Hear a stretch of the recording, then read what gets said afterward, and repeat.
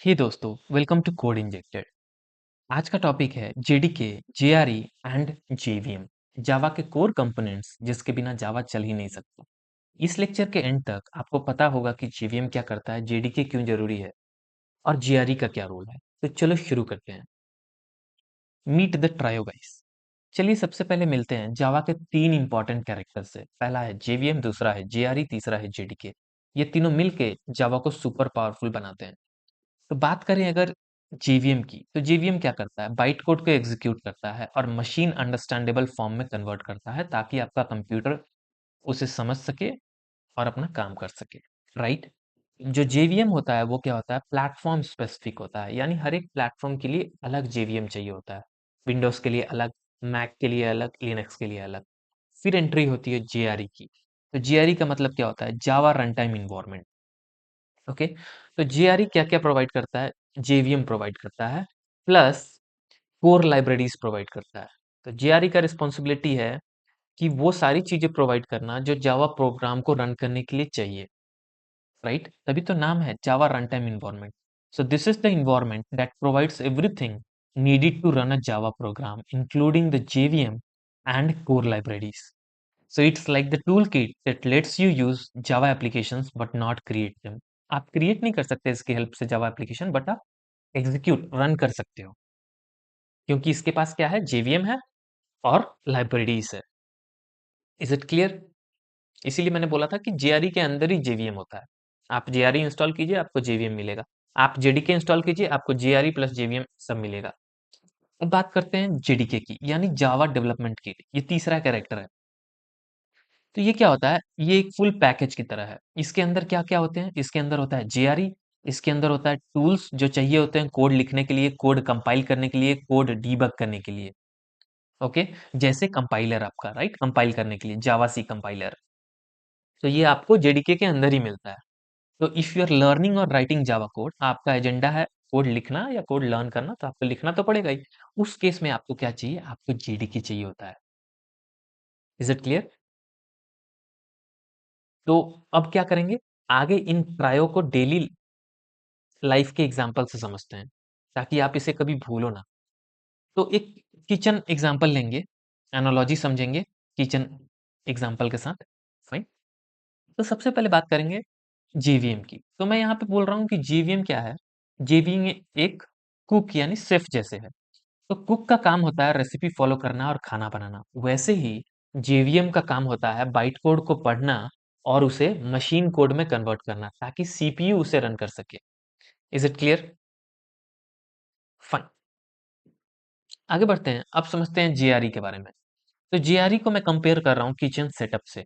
क्यों? देखिए, कुक को काम करने के लिए किचन भी चाहिए, राइट, जैसे स्टोव चाहिए, यूटेंसिल्स चाहिए, गैस चाहिए, पूरा इन्वायरमेंट चाहिए।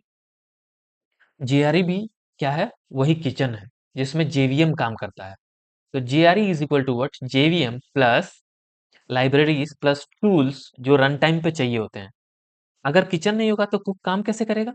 वैसे ही JVM without JRE is incomplete. अगर जेआरई ही नहीं होगा, एक रन टाइम इन्वायरमेंट ही नहीं होगा, तो जेवीएम काम कैसे करेगा? Is it clear? Fine. Let's move further and discuss about JDK. तो मैं जेडीके को बोल रहा हूँ, JDK is equal to what, kitchen plus recipe book plus cooking tools. ऐसा क्यों बोल रहा हूँ? Suppose you want to cook a new dish from scratch. आप एक नया डिश स्क्रैच से बनाना चाहते हैं। आप एग्जिस्टिंग डिश को, आप एग्जिस्टिंग रेसिपी को फॉलो करके कोई डिश नहीं बनाना चाहते, आप खुद का अपना बनाना चाहते हैं कुछ। ओके। तो अब मान लीजिए आप सिर्फ रेसिपी फॉलो नहीं करना चाहते, आप अपनी खुद की रेसिपी लिखना चाहते हो। तो आपको क्या क्या चीजें लगेंगी? तो आपको चाहिए पेन एंड पेपर, राइट, और a notebook to write your recipe. आपको क्या चाहिए, एक ट्रांसलेटर चाहिए जो रेसिपी को कुक फ्रेंडली बनाए। आपने कैसे भी लिख दिया बट उसको प्रॉपर लिखना है, राइट। तो आपको एक ट्रांसलेटर चाहिए जो रेसिपी को कुक फ्रेंडली बनाए। फिर आपको कुक चाहिए, राइट। और फिर क्या है, किचन सेटअप चाहिए। तो यहाँ से आपको समझ में आया, जावा कोड के साथ कंपेयर कीजिए। तो आपने जो न्यू रेसिपी लिखी, यानी आपने जो न्यू एप्लीकेशन बनाया, उसमें जो फाइल्स लिखे वो डॉट जावा फाइल्स लिखे, राइट। फिर आपने क्या किया, कंपाइलर की हेल्प से उसे बाइट कोड में कन्वर्ट कर लिया। उसके बाद एंट्री हुई जेवीएम की। जेवीएम ने क्या किया, उस बाइट कोड को एग्जीक्यूट किया और मशीन अंडरस्टैंडेबल फॉर्म में बनाया। बट जेवीएम को रन करने के लिए क्या चाहिए, एक प्रॉपर सेटअप। जो सेटअप क्या है, जेआरई। तो वैसे ही कुक को एक प्रॉपर सेटअप चाहिए होता है, राइट, जिसका नाम क्या है, किचन सेटअप। उसी तरीके से जेवीएम को जेआरई चाहिए होता है। होप ये चीजें आपको क्लियर होगी अब। तो ये सारी चीजें आपको कहाँ मिलती है, जेडीके में। तो जेडीके में सब कुछ होता है, जैसे Java compiler, JRE, development tools. तो बताओ दोस्तों, आप जावा डेवलपर बनने जा रहे हो या सिर्फ? अगर ये एग्जांपल क्लियर हो तो एक लाइक और सब्सक्राइब तो बनता है। नेक्स्ट बात करते हैं जेवीएम की, यानी जावा वर्चुअल मशीन की। इसे हम क्या बोलते हैं, heart of Java. Already we know the reason why we are calling it as heart of Java, but यहाँ पे चलिए थोड़ा सा और कवर कर लेते हैं। तो मैं ओवरऑल आइडिया दूंगा, ये आपके नोट्स के परस्पेक्टिव से है। ओके, ओवरऑल आप समझ लीजिए कि क्या क्या रोल है यहाँ जेवीएम का। देखिए, आपका जावा कोड कंपाइल होने के बाद बाइट कोड में कन्वर्ट होता है। ये बाइट कोड यूनिवर्सल है, लेकिन उसे समझने के लिए हर मशीन के पास अलग अलग जेवीएम होना चाहिए। जेवीएम एक ट्रांसलेटर जैसा होता है, जो क्या करता है, बाइट कोड को आपके ओएस के लैंग्वेज में ट्रांसलेट करता है। जेवीएम की वजह से ही जावा ने बोला था राइट वंस रन एनीवेयर, क्योंकि जेवीएम हर ओएस के लिए अलग होता है, लेकिन बाइट कोड सेम होता है। Magic, right. और हम ऑलरेडी डिस्कस कर चुके हैं कि प्लेटफॉर्म इंडिपेंडेंसी कैसे अचीव होती है जेवीएम के through, in last lecture. So hope this is clear to you. आगे बढ़ते हैं और जीआरई पे फोकस करते हैं।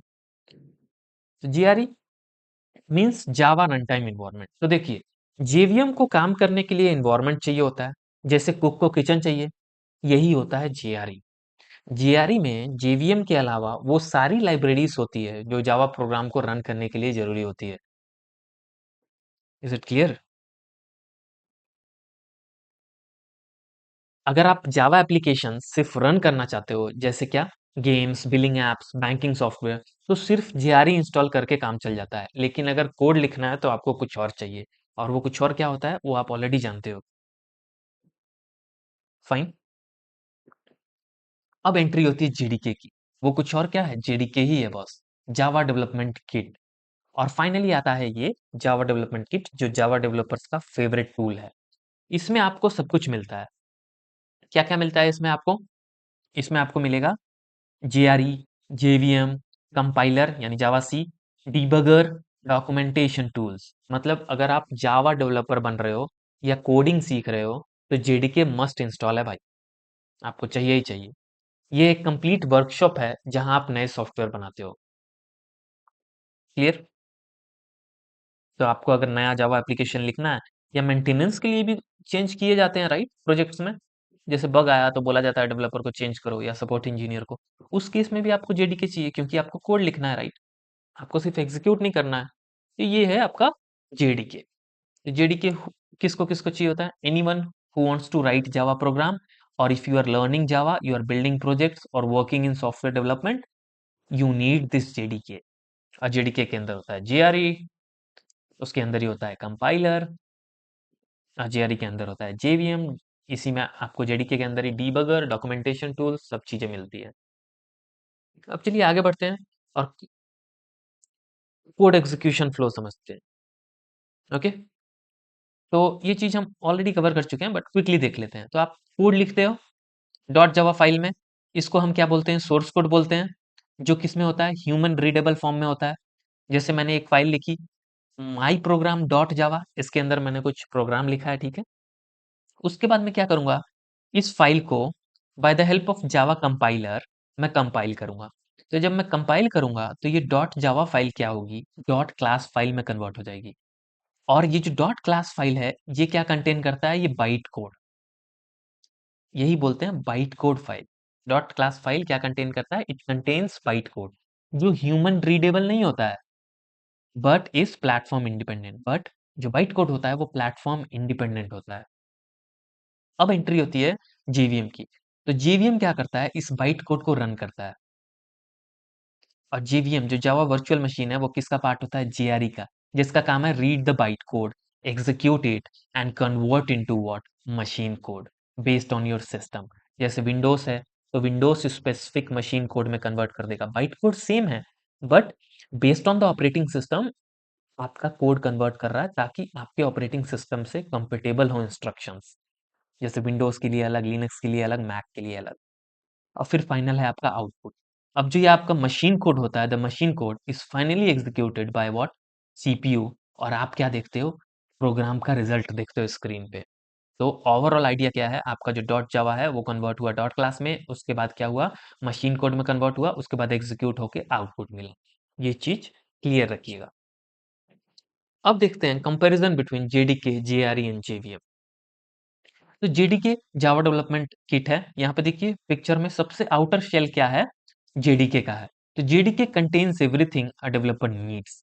तो जेडीके के अंदर आपको क्या क्या मिल रहा है, जेआरई मिल रहा है, राइट, कंपाइलर मिल रहा है यानी जावासी कंपाइलर, उसके बाद आपको डीबगर मिलता है, डॉक्यूमेंटेशन टूल्स मिलते हैं, ये सारी चीजें मिलते हैं। फिर इसका मिडल लेयर की बात करें तो यहाँ पे आपको जेआरई मिल रहा है। देखिए जेडीके के बाद क्या आ गया, JRE. JRE means what, Java run time environment, जो किस लिए होता है, जावा एप्लीकेशन को रन करने के लिए चाहिए होता है। और इनसाइड जेआरई आपको क्या मिलेगा, जेवीएम मिलेगा, प्लस कोर लाइब्रेरीज मिलेगी, जैसे Java dot lang package, Java dot util package, ये सारी चीजें होती हैं। अब आगे बढ़ते हैं और बात करते हैं जेवीएम। तो जेवीएम कोर है, देखिए कोर में है भी, सबसे बीच में है जेवीएम। जेवीएम क्या करता है, कन्वर्ट करता है आपके बाइट कोड यानी डॉट क्लास फाइल को इनटू मशीन कोड में। और क्या करता है, ये एक्चुअल प्रोग्राम को एग्जीक्यूट करता है, कन्वर्ट करता है मशीन कोड में, ताकि सीपीयू क्या कर सके, उसको समझ के एग्जीक्यूट करके आउटपुट दे सके। फाइन, ये कंपैरिजन क्लियर हो गया। अब आगे बढ़ते हैं।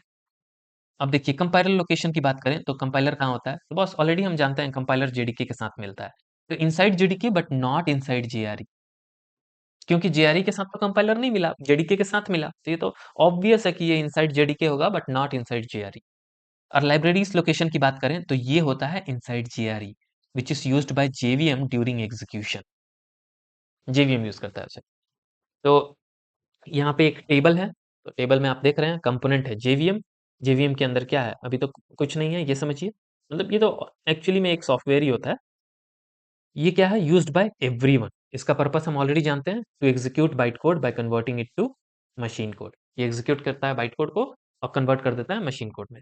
अब बात करें जेआरई की, जावा रन टाइम इन्वायरमेंट की, तो इसके अंदर होता है जेवीएम प्लस कोर लाइब्रेरीज। तो ये एंड यूजर्स बेसिकली यूज करते हैं to run the Java application, क्योंकि उनको डेवलपमेंट टूल चाहिए नहीं, वो डेवलप नहीं करने वाले कुछ। फिर एंट्री होती है जेडीके की यानी जावा डेवलपमेंट किट, जिसमें आता है JRE, compiler and development tools. तो ये यूज्ड होता है किसके थ्रू, डेवलपर्स के थ्रू, क्योंकि डेवलपर्स का काम होता है राइट करना, कंपाइल करना, प्रोग्राम को डीबग करना। So think of it like JVM क्या है, एक मशीन, जेवीएम एक क्या है, इंजन है, और जेआरई क्या है, रेडी टू ड्राइव कार है, और जेडीके क्या है, एक फैक्ट्री है या फिर टूल किट समझिए, जहां पे आप नई कार बनाते हैं। अगर आपका मेंटेनेंस प्रोजेक्ट है तो मेंटेनेंस प्रोजेक्ट के हिसाब से आप सोचें, तो जेडीके क्या है, जेडीके गैरेज है बॉस, जहां पे आप चीजों को फिक्स करते हैं, कार को फिक्स करते हैं, इंजन को फिक्स करते हैं। Fine, let's move further and talk about which one should you install. Do I need to install JDK, JRE or just JVM? तो भाई ये सवाल जो है ना, इसमें कंफ्यूजन मैक्स लेवल होता है, स्पेशली बिगिनर्स को, जब उनको चीजें मालूम नहीं होती है।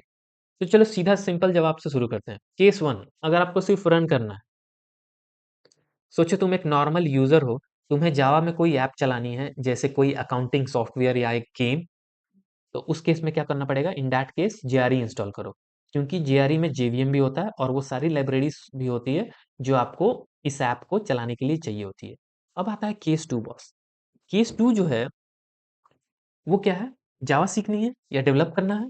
तो अब मान लो तुम डेवलपर हो या स्टूडेंट हो, जावा सीखना चाहते हो, प्रोग्राम्स लिखना चाहते हो, कंपाइल करना चाहते हो, तो तुम्हें क्या चाहिए, इस केस में आपको चाहिए होता है जेडीके। तो इस केस में आपको जेडीके इंस्टॉल करना पड़ेगा, क्योंकि उसमें सब कुछ बंडल्ड होता है, जैसे JRE, compiler, debugger and development tools. We already know this things.